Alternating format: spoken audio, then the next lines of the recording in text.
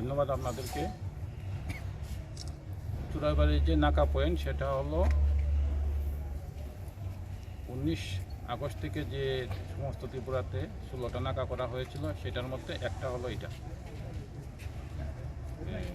গোপন সূত্রের উপর ভিত্তি করে NL01AG5632 একটা কন্টেনার ভেহিকেল, সেই ভেহিকেলটাকে আজকে ডিটেইন করা হয়েছিল।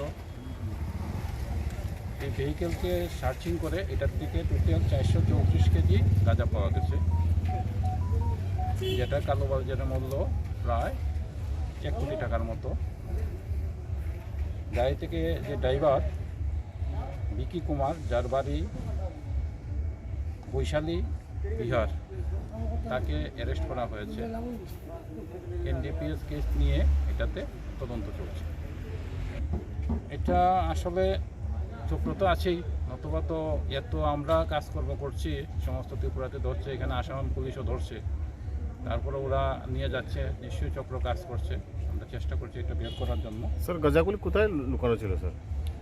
এটা তো আপনারা দেখেছেন, এটা হলো যে ধানের যে তুষ বলে, সেই তুষ উপরে লুট ছিল পুরা গাড়িতে, এবং তার নিচে সিক্রেট চেম্বারের মধ্যে গাঁজাগুলি ছিল। গন্তব্যস্থল কোথায় জানতে পেরেছে? গন্তব্যস্থল কোথায়? ও যেটা বলছিল করিমগঞ্জে একটা ইটভাটাতে নিয়ে গাড়িগুলিকে দেওয়া তার করতে সে কমিশন পেয়ে যাবে। মালটা এনেছিল আগরতলা কোয়ারপুর বাইপাস থেকে। স্যার মানে চুরাইবাড়ির ক্ষেত্রে এটা উত্তর জেলার ক্ষেত্রে হ্যাঁ হ্যাঁ হ্যাঁ সব চুরাইবাড়ি।